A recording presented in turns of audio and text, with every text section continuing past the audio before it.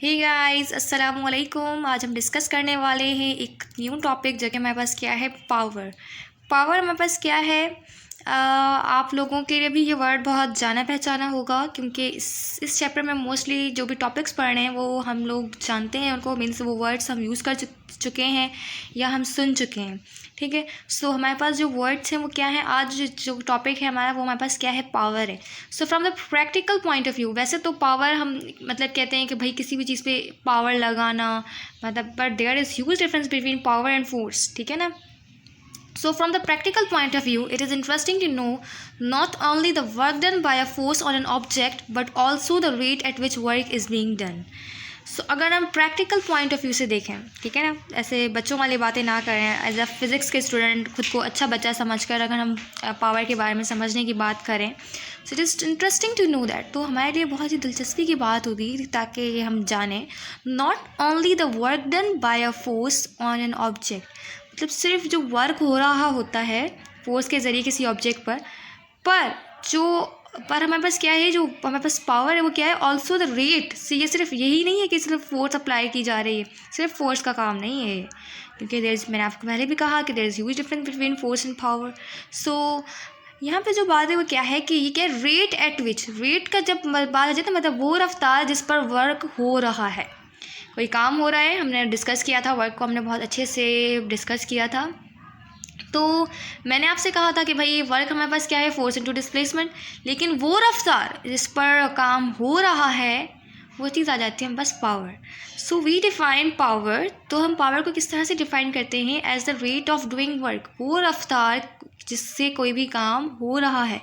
When an amount of work is done, मतलब कुछ वक्त, मतलब कुछ थोड़ा सा अगर काम अगर हो रहा है इन टाइम, कुछ समय में, द एवरेज पावर जो होगा हमारे पास, इसको हम कुछ इस तरीके से ले सकते हैं। जैसे ये आप देख सकते हैं कि हमारे पास जो पावर है, एवरेज पावर, वो बराबर हो जाएगा वर्क डन, ये वही वर्क डन है, उसको डिवाइड कर देना है हमने टाइम से, क्योंकि रफ्तार की बात हो रही है। ठीक है, सो ओवर टाइम हमने लेना है, मतलब वर्क को अगर हम टाइम से डिवाइड कर देंगे तो हमारे पास जो आंसर आएगा वो पावर आ जाएगा। ठीक है, so work divided by time, so answer will be what, power. ठीक है, सो इन अबव एक्सप्रेशन अगर टी को हम ज़ीरो कर दें, मतलब अप्रॉक्सीमेटली अगर ज़ीरो आ जाए, जैसे हम वेलोसिटी के बारे में इंस्टेंटेनियस वेलोसिटी लेते थे, तो यहाँ पे हम इंस्टेंटेनियस टाइम ले रहे हैं। सो जो वैल्यू हो जाएगी वो तकरीबन ज़ीरो के बराबर हो जाएगी। तो सेम वही इक्वेशन रहेगी, बस लिमिट ले आएंगे हम एक, और टी जो हो जाएगी वो ज़ीरो के इक्वल हो जाएगी, ये वाली। ठीक है ना, डेल टी, ये वाली, इसकी बात कर रहे हैं। So in the international system of units, अगर हम इंटरनेशनल सिस्टम यूनिट, मतलब अगर हम एसआई यूनिट की बात करते हैं, तो यूनिट हमारे पास जो होगा वर्क के लिए जो यूज़ होता था वो हो रहा था जूल। हमने अभी भी डिस्कस किया था, मीन्स इससे जो पहले वाली वीडियो थी, क्योंकि वो मैंने अभी ही बनाई थी। सो सीन कुछ ऐसा है कि हमारे पास जो वर्क होगा उसके लिए हमने यूनिट यूज़ किया जूल का। अब मतलब मैं ऐसे भी कह सकती हूँ ना कि यहाँ पे अगर मैं जूल लिखूँ, ठीक है, टाइम के लिए क्या आ जाता है हमारे पास, सेकंड आ जाता है। तो ये जो पावर है इसका हमारे पास जो यूनिट है वो ये है, या अगर ये डिवाइड में इसको अगर मैं ऊपर ले जाऊँ, ठीक है, तो ये हो जाएगा पर सेकंड, ऐसा होगा कुछ।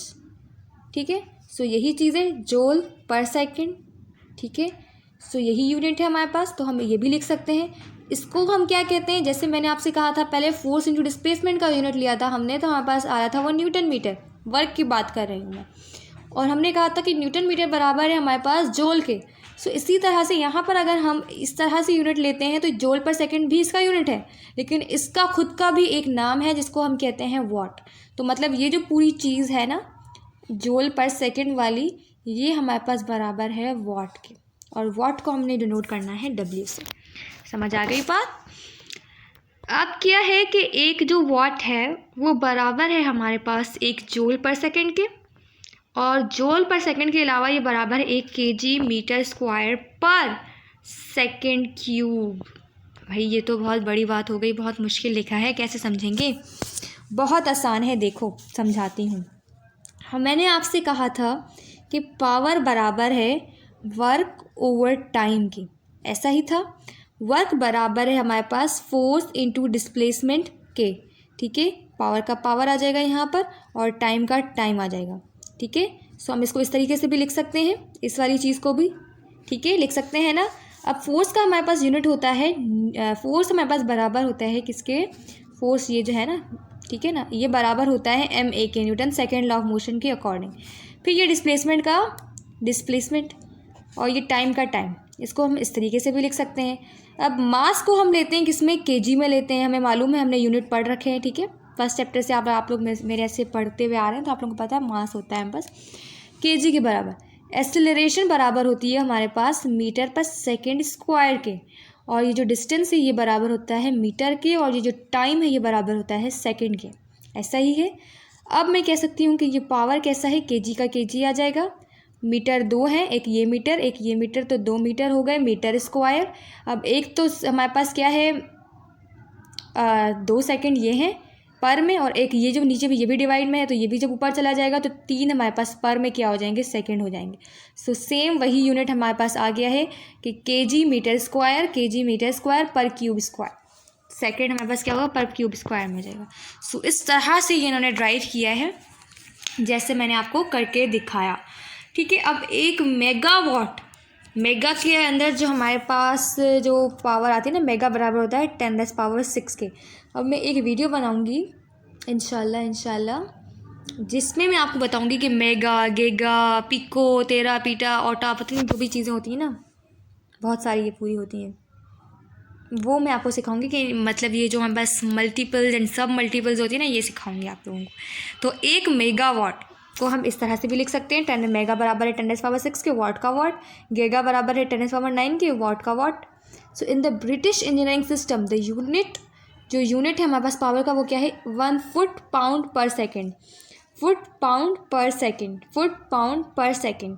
ठीक है, ब्रिटिश इंजीनियरिंग सिस्टम हमारे पास जो होता है उसमें हमारे पास जो क्या नाम है पावर होता है वो बराबर होता है फुट पाउंड पर सेकेंड के। मतलब इनके अकॉर्डिंग जो वर्क है वो बराबर है फुट पाउंड के। ठीक है, और जो हमारे पास सेकंड है वो तो सेकंड ही है, मतलब डिवाइड में ही रहेगा अभी भी, फुट पाउंड पर सेकंड। ठीक है, सो यहाँ पे हमने ये यूनिट हमने क्या करना है, ये याद रखना है कि ये ब्रिटिश इंजीनियरिंग सिस्टम के अंदर है, ब्रिटिश थर्मल यूनिट के अंदर नहीं है, वो हमने वर्क में पढ़ा था। सॉरी ये ब्रिटिश इंजीनियरिंग सिस्टम में। यहाँ पर क्या है, since this unit is quite small, इसलिए ये यूनिट बहुत छोटा है। जो बिगर यूनिट है हमारे पास पावर का वो कौन सा है, हॉर्स पावर है। आपसे पूछा जाए बिगर यूनिट कौन सा होता है पावर का, तो आप कहेंगे horse power. Has been adopted and has 1 horse power, हमारे पास जो 1 हॉर्स पावर बराबर होता है बस 746 वाट्स की। और ये बहुत फेमस है हमारे पास MCQs पॉइंट ऑफ व्यू से, पास पेपर्स में आपको 3 से 4 दफ़ा ये मिलेगा, और बहुत इंपॉर्टेंट MCQs के हिसाब से, और बहुत ईजी है कि 1 horse power is equals to 746 watts, और ये 2019 के एंड्रॉइड टेस्ट में भी आया था। So we can express work as a product of power and time.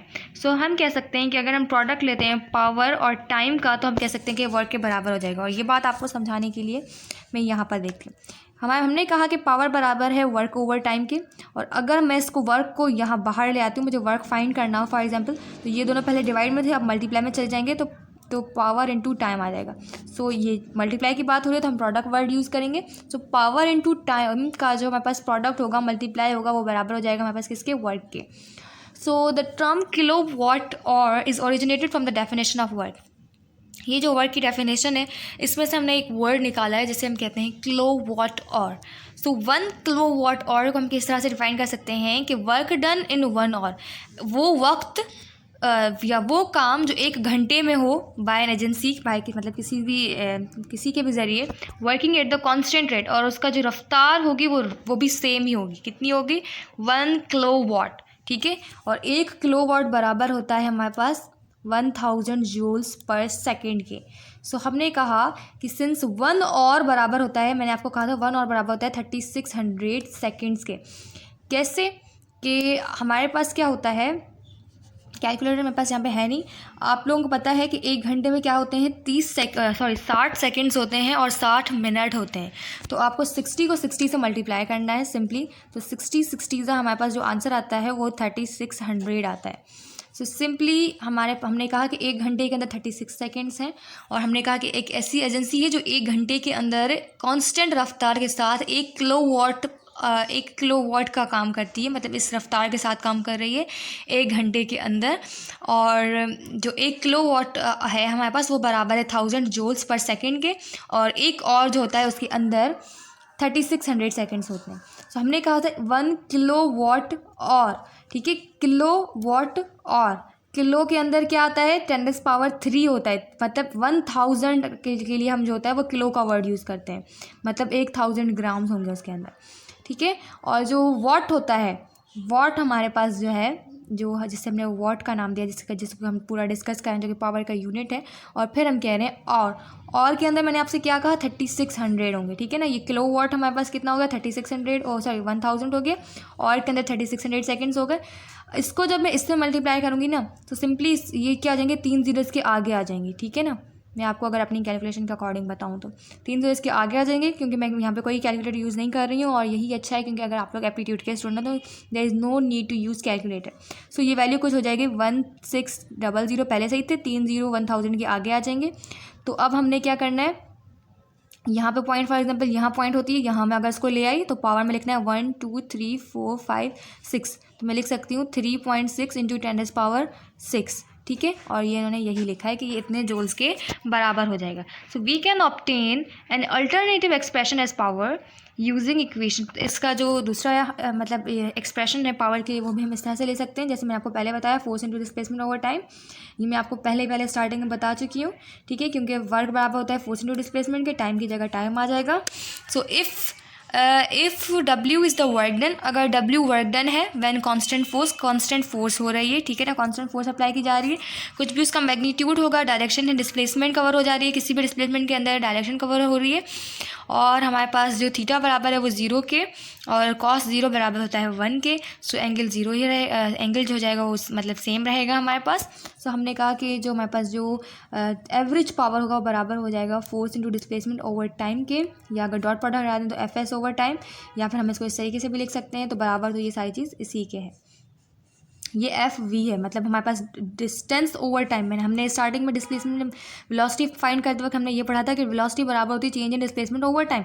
तो इन दोनों की जगह पर मैं वेलोसिटी भी तो लिख सकती हूँ। सो मैंने लिख दिया कि पावर तो इसके बराबर भी हो सकता है, वेलोसिटी ओवर मतलब फोर्स इंटू वेलोसिटी के भी। सो जो हमारे पास एवरेज पावर है वो क्या है, so here PAV means average power is the average power, मतलब जहाँ पे यही चीज़ रिप्रेजेंट की जा रही है, और जो वेलोसिटी है ये हमारे पास एवरेज स्पीड को रिप्रेजेंट कर रही है। सो आई होप आप लोगों को ये वीडियो पसंद आई होगी। प्लीज़ से अपने फ्रेंड्स के साथ शेयर कीजिएगा, अपना ख्याल रखिएगा, दुआओं में याद रखिएगा। अल्लाह हाफिज़।